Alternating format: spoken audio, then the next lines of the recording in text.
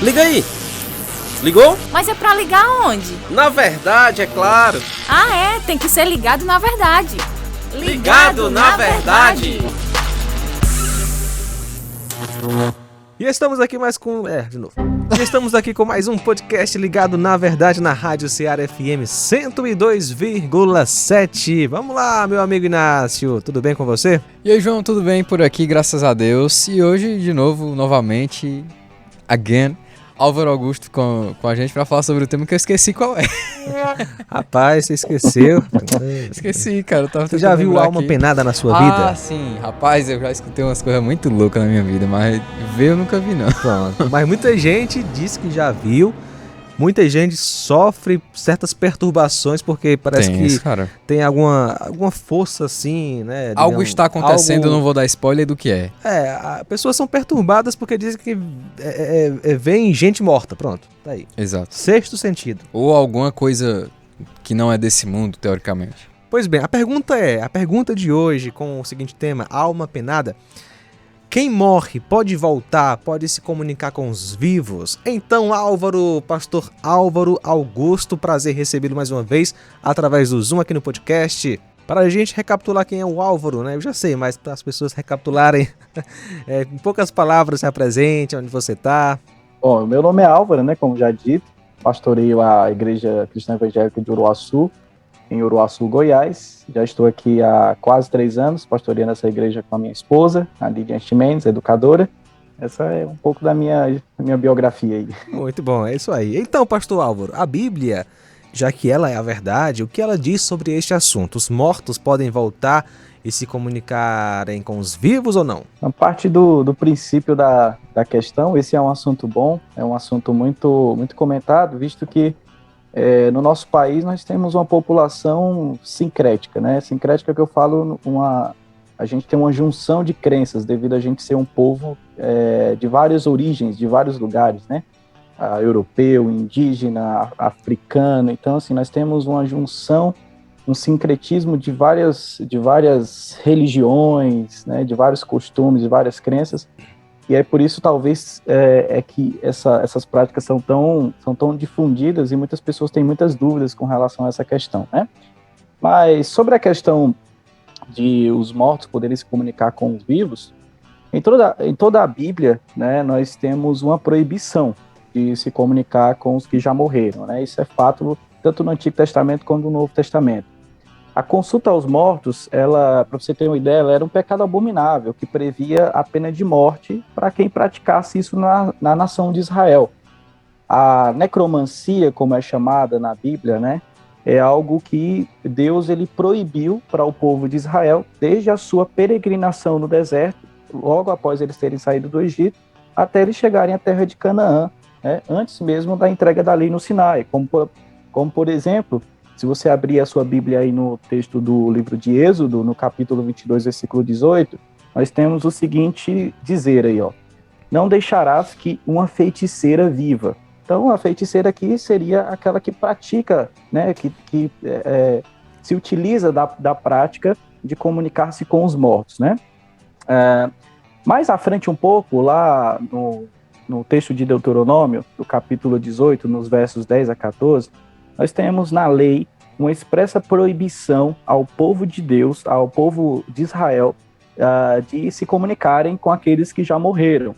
O texto, eu vou ler só um trecho aqui, para o nosso tempo não ir muito, né? Vou ler só o início do texto, tá? Onde fala sobre essa proibição. Diz assim, que em teu meio não se encontre alguém que faça presságio, oráculos, adivinhação ou magia, ou que pratique encantamentos, que interrogue espíritos ou adivinhos, ou evoque os mortos, pois quem pratica essas coisas é abominável a Yahvé. E é por causa dessas abominações que Yahvé, teu Deus, os despojará, os desolará em teu favor. Desculpa, tá? Lá no Novo Testamento, para a gente não ficar só no Antigo, nós temos o livro de Atos, lá na passagem do capítulo 13, quando Paulo ele encontra lá na ilha de Pafos um judeu chamado Bar-Jesus, que também era um mago, né? que também era um necromante, que fazia profecias, adivinhações, veja que a forma como Paulo se dirige a ele é de forma muito enérgica, falando que ele é filho do diabo e cheio de toda falsidade e malícia, né? Onde fica claro que quem pratica essas coisas, a comunicação com os mortos, são pessoas que se utilizam de práticas malignas, né? Ou ocultistas para isso. Ainda em Atos, o apóstolo Paulo, ainda em missão de pregação na cidade de Éfeso agora, no capítulo 19, do versículo 11 a 20, mais ou menos, é dito o seguinte, que aquelas pessoas, ao ouvirem a pregação de Paulo, do apóstolo Paulo, eles pegam ali os seus livros, toda a sua biblioteca, livros que falam a respeito de magia negra, que falam a respeito de práticas espíritas, e essas pessoas, elas pegam esses livros e elas queimam em praça pública. O que nos dá a entender que Paulo havia, antes mesmo disso, né, pregado energicamente contra essa prática, a prática de se comunicar com os mortos. Na carta de Gálatas, ainda falando do apóstolo Paulo, né, porque o apóstolo Paulo ele falou muito a respeito disso, no capítulo 5, versículo 20 a 21, declara que o mesmo apóstolo vai declarar, o apóstolo Paulo, que os que praticam a magia, eles não herdarão o reino de Deus. E, por fim, para a gente terminar de citar essas passagens, o livro de Apocalipse revela que a porção dos magos, ela se encontra no lago ardente de fogo e enxofre. Está lá no capítulo 1, versículo 8. É um texto também muito claro que fala a respeito dessas práticas, né? A partir desses textos, então, João Inácio, fica claro que a prática da necromancia, ou seja, a comunicação com os mortos, né, ou qualquer atividade relacionada a isso, é um ato reprovado completamente por Deus. É algo sobre o qual as Escrituras dizem que é algo que as Escrituras falam que é algo abominável para Deus. E o que é abominável? Se a gente for pegar a tradução da palavra abominável, é algo que atrai duplamente a ira de Deus sobre aquela coisa, né? Então, assim, quando a Bíblia fala que algo é abominável para Deus, significa que Deus odeia duplamente aquilo que é praticado. Agora, Álvaro, beleza, é algo proibido pelas Escrituras, né? Deus é contra. Agora, acontece de fato assim uma... Volta ou não volta? Volta ou não volta, né? Mesmo sendo pecado, mas volta ou não volta. Ou a Bíblia ela tem esse princípio de que uma vez que você morreu, você já vai para o seu destino, ou é possível ter essa interação com o mundo aqui dos vivos, né? A via de regra, a Bíblia ela deixa bem claro que não há possibilidade do mundo material se comunicar com o mundo espiritual no sentido de consultar pessoas que já morreram, né? Nós temos na Bíblia duas passagens, basicamente, que acredito que vai lançar luz sobre essa dúvida que você colocou, João. A primeira passagem está lá no Antigo Testamento, que é em 2 Samuel, no segundo livro de Samuel, no capítulo 12, especificamente o versículo 23, quando há aquele episódio do adultério de Davi com Batseba, e eles têm ali um filho, e esse filho morre por conta de um castigo que Deus impõe, por conta desse pecado de Davi, e depois de muito orar para que aquele filho sobreviva, né? Quando Davi sabe ali, tem a notícia de que ele morreu, ele diz o seguinte, ele diz, mas agora que ela morreu, se retratando a criança, né, Davi, por que deveria jejuar? Poderia eu trazê-la de volta à vida? Eu irei até ela, mas ela não virá até mim.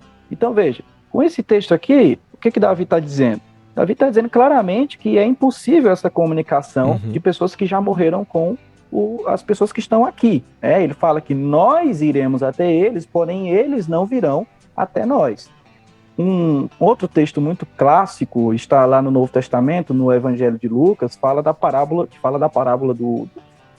que retrata ali, né, o rico e Lázaro, que é a parábola que Jesus conta, fala que uma pessoa, quando uma pessoa ela morre, ou seja, ela vai desse mundo para outro, há o quê? Um abismo que é posto entre o mundo material e o mundo espiritual, de modo que aquelas pessoas que querem passar de lá para cá não têm essa possibilidade. Está lá no versículo 23, né?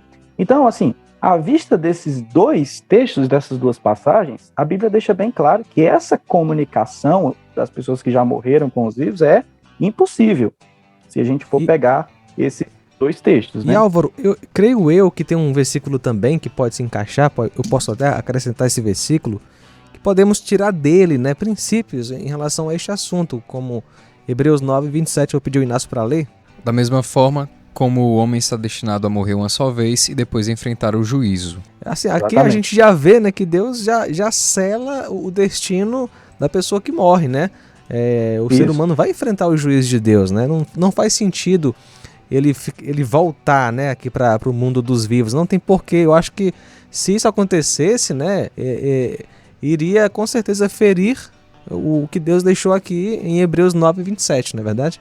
Isso, além do mais, o que a Bíblia fala a respeito do espírito dos crentes é que eles recebem espíritos aperfeiçoados. E uma vez que eles morrem, eles já vão para o descanso eterno, eles já vão para a glória eterna, né? Uhum. O que não faria nenhum sentido essas pessoas retornarem para a Terra, né? E a Bíblia, ela fecha essa possibilidade. Tamo junto, no Ligado na Verdade. Agora, Álvaro, diante disso, da pessoa que está nos ouvindo, né, e até agora tem acreditado que os espíritos voltam, até tiveram uma experiência. O que são essas experiências em certas religiões e pessoas que estão supostamente voltando dos mortos? É consenso no meio evangélico de que essas práticas, quando um suposto espírito se manifesta, se fazendo passar por alguém conhecido, é consenso, e nós vemos várias indicações na Bíblia a respeito dessa ideia, dessa possibilidade, é de que isso seja uma atividade demoníaca, ou seja o próprio demônio, o Satanás, se fazendo passar por aquele ente querido ou por aquela pessoa que se diz aparecer ali, né? Então nós temos várias passagens, que é claro, no nosso tempo não vai dar para a gente citar aqui, mas na Bíblia nós temos passagens onde isso é perfeitamente possível, onde o diabo ele incorpora-se, ele se faz passar por outra pessoa, né? A Bíblia fala lá no Novo Testamento que ele é capaz de se apresentar como um anjo de luz, né, para enganar as pessoas, mas isso, até no Antigo Testamento a gente vê o diabo, ele com esse tipo de prática, com essas coisas, né? Além do mais, a Bíblia fala que o Satanás, ele é o pai da mentira. Exatamente. É enganador então, mesmo, né? Todos os meios possíveis que o diabo se utiliza para enganar as pessoas incluem também o fato de ele se utilizar dessa mentira para enganar as pessoas, sendo que essa é uma prática completamente contrária às Escrituras e à vontade de Deus. Agora, a libertação, né, é encontrada onde? A libertação ela é encontrada única e exclusivamente em Cristo Jesus, né? João capítulo 14, versículo 6 fala que Jesus ele é o único caminho, ele é a única verdade e ele é a vida. Ele é o caminho em que os homens podem encontrar o verdadeiro sentido para a sua vida, as respostas para as suas perguntas e o alívio que elas tanto buscam e elas não encontram nesse mundo. Então, é só em Cristo, é só em Jesus Cristo que elas podem ter, então, elas podem alcançar esse descanso. Agora, Álvaro, é o seguinte, esse assunto ele é muito bom e ele merece mais tempo. A gente pode até combinar, e eu falo aqui, né, no podcast, pra gente marcar para falar sobre o caso de Samuel, né, que supostamente voltou lá, ó, era ele ou não era? Era ou não Fica era? A pergunta. Para conversar com Saul, e também o caso de Moisés, né, que voltou lá na parte da transfiguração para conversar com Jesus. Moisés e Elias, né? Elias não passou pela morte, né? Sim. Moisés Verdade, passou. Moisés passou pela morte. Então, e ele apareceu, né?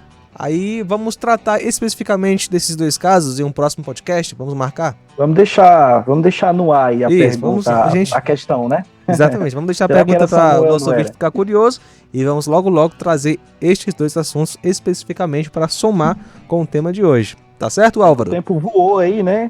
Voou, o tempo foi embora. Eu agradeço demais a sua vinda, Álvaro, muito obrigado pela participação aqui no podcast e fica marcado aí pra gente tratar desse assunto em um podcast futuro e não vai ser um futuro distante, futuro... Ou será que não? Eu que agradeço a oportunidade e me coloco sempre à disposição aqui para estar junto com vocês aí. Deus abençoe. Um abraço! Valeu, Álvaro. Um abraço. E aí, curtiu? Podcast Ligado na Verdade é uma produção da Rádio Ceará FM 102,7.